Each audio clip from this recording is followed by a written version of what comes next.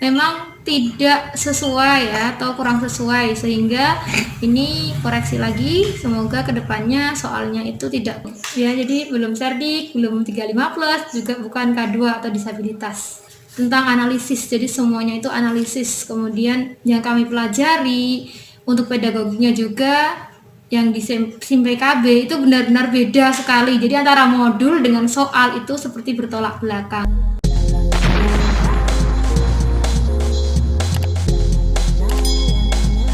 Assalamualaikum warahmatullahi wabarakatuh, sobat-sobat calon guru, selamat datang di channel calon guru. Sobat semuanya, seperti yang kita ketahui bahwa untuk tes tahap 1 atau seleksi kompetensi 1 P3K Guru tahun 2021 itu telah selesai.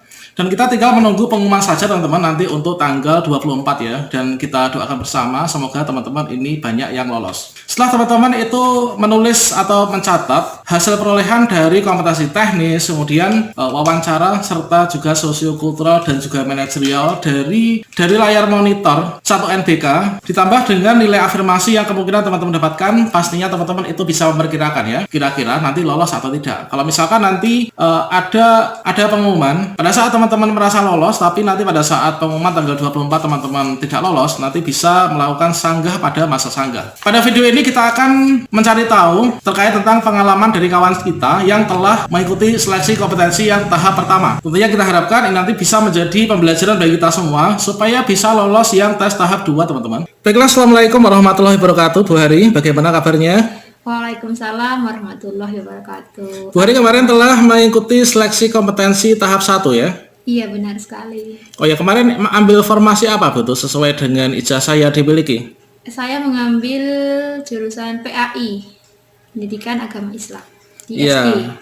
Oh iya, di sekolah Indonya kan nggak ada formasi. Kemudian Ibu kemarin mengambil formasi di tempat lain ya? Iya, benar sekali.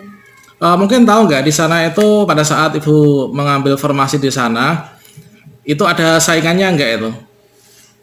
Dari beberapa informasi yang saya peroleh, ada beberapa saingan juga di sana, dan kebetulan saingannya itu adalah teman satu kampus saya sendiri. Iya.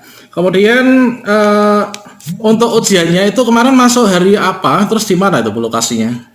Saya masuk di hari Rabu ya, di sesi kedua di SMA 1 Ngawi.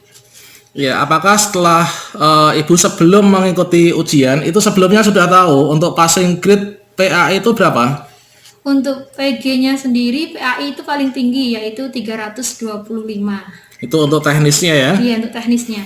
Nah, teman-teman rasa untuk yang sosiokultural manajerial setelah wawancara PG-nya itu tidak terlalu berat ya Bu ya. Tapi untuk yang teknisnya menurut Ibu terlalu tinggi atau bagaimana itu?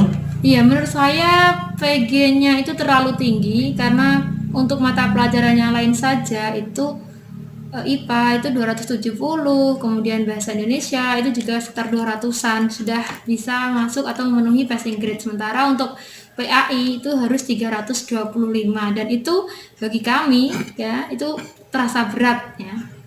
Iya, kalau misalkan boleh tahu dari PG teknis yang 325 Ibu dapat nilai berapa ya? Aduh, saya dapat nilai 280.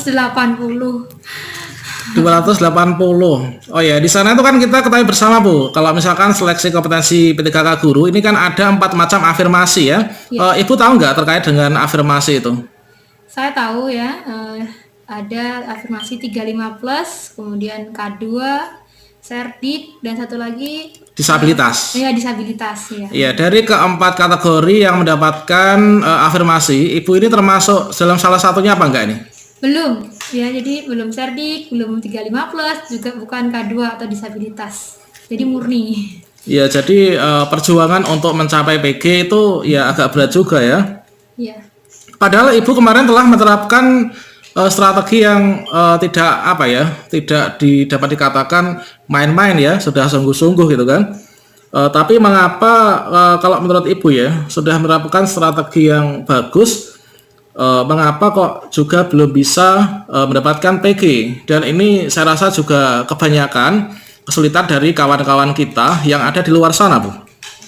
Iya, karena ya soal-soal P3K kemarin yang disuguhkan kepada kami itu adalah tipe-tipe soal hot ya.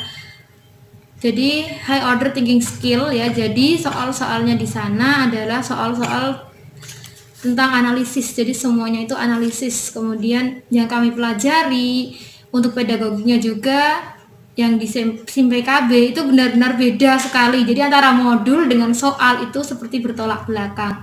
Jadi ini jadi koreksi sebenarnya ya bagi pemerintah supaya modul dengan soal ini harus sinkron seperti itu. Jadi kita belajar tuh nggak sia-sia kayak gitu. Iya, pada saat bersamaan diumumkannya passing grade itu kan di sana ada gambaran kisi-kisi atau materi yang nanti akan diujikan dalam seleksi P3K Guru. Menurut Ibu itu sudah sesuai dengan kisi-kisi atau belum untuk soal-soal yang diujikan kemarin? Menurut saya untuk PAI utamanya ya, karena saya PAI, untuk PAI sendiri kisi-kisinya itu dari Kemenak atau pemerintah itu tidak dikeluarkan ya untuk PAI ya. Kemudian kalau untuk mata pelajaran lain ada, cuman memang tidak sesuai ya atau kurang sesuai, sehingga ini koreksi lagi. Semoga kedepannya soalnya itu tidak hot semua, jadi ada beberapa soal yang lot seperti itu. Iya, selanjutnya Bu, seperti yang kita ketahui bersama, kalau misalkan guru honorer itu tidak lolos dalam seleksi kompetensi yang tahap 1, itu kan nanti mendaftar kembali, yaitu memilih formasi pada seleksi kompetensi yang tahap 2. Nah, di sini kira-kira Ibu nanti akan kembali memilih formasi awal ataukah mungkin pilih ulang formasi di tempat lain? Kita lihat saja ya nanti sisa formasinya di mana, dengan rumah saya yang paling dekat mana ya, saya akan melihat. Kemudian peluangnya itu kira-kira peluang pesaingnya sedikit itu yang daerah mana gitu, karena kan untuk tahap 2 ini nanti kita sudah harus berhadapan dengan teman-teman yang dari swasta ya. Jadi sebisa mungkin nanti kita pilih formasi yang paling menguntungkan sebenarnya gitu. Iya, kan kita tahu bersama ya bahwa untuk yang tes tahap 2 nanti di sana itu pesertanya bukan lagi dari guru honorer sekolah negeri serta K2 yang tidak lolos pada tes tahap 1. Namun juga kita mendapatkan saingan baik itu dari lulusan PPG atau juga dari guru honorer sekolah swasta, yang rata-rata kalau teman-teman dari guru honorer sekolah swasta itu banyak sekali yang memiliki sertifikat pendidik. Bagaimana tanggapan Anda? Nah ini yang sudah apa ya ibaratnya, kalau yang punya serdik itu kan udah auto lulus ya, udah serdiknya itu udah untuk kompetensi teknisnya itu udah 100%, artinya nilainya sudah 500 ya. Jadi ya udah pasrah lah, serahkan semua sama Allah. Kalau udah Allah meridai, sudah rezekinya insya Allah nggak akan kemana. Tapi kalau memang belum saatnya ya sabar, menunggu lagi, udah belajar lagi, artinya harus belajar lagi, tingkatkan kompetensi, kemudian perbanyak membaca literatur, artinya ya mau meningkatkan kompetensi diri lagi gitu kalau menurut saya. Ya, mungkin yang terakhir Bu, untuk strategi yang mungkin nanti bisa Ibu terapkan dan mungkin teman-teman di luar sana belajar dari kegagalan di seleksi kompetensi 1, itu kira-kira strateginya itu apa yang kemungkinan bisa diterapkan? Karena di luar sana banyak sekali teman-teman yang mengatakan bahwa untuk soal yang diujikan itu ternyata panjang banget ya. Soalnya panjang banget. Selanjutnya dari satu layar monitor itu isinya bacaan semua, kemudian setelah itu ada soal dan menjawab. Itu kira-kira bagaimana tekniknya itu ya? Kalau saya kemarin itu melihat pertanyaannya dulu, kemudian baru kita melihat ke pernyataan-pernyataannya, kemudian mencari jawabannya. Kemudian memang dibutuhkan konsentrasi tingkat tinggi ya, konsentrasi, kemudian kondisi kita harus benar-benar dalam keadaan fit agar kita bisa menjawab dengan penuh konsentrasi soal-soal yang disajikan yang berupa analisis ya. Jadi tidak hanya teori, tapi kebanyakan semua soal itu adalah analisis atau masuk dalam kategori HOTS. Jadi ya banyak, kalau saya sekarang mungkin lebih banyak melihat FR yang keluar, kemudian hadis-hadis yang dikeluarkan seperti itu, karena kebanyakan materi-materinya untuk PAI itu hadis-hadis yang banyak keluar gitu.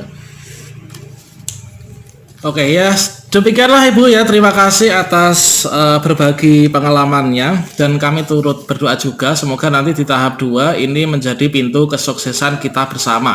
Jadi meskipun nanti kita memiliki banyak saingan yang tentunya lebih berat ya dari tes tahap 1, yang penting kita harus selalu berusaha dan juga berdoa. Kalau misalkan itu memang sudah rezeki, itu pasti akan jatuh ke tangan kita. Dan di sini kita cukup introspeksi diri, memantaskan diri, tidak usah menyalahkan pihak manapun ya kalau misalkan kita memang belum beruntung. Oke, demikian Bu, terima kasih ya. Wassalamualaikum warahmatullahi wabarakatuh.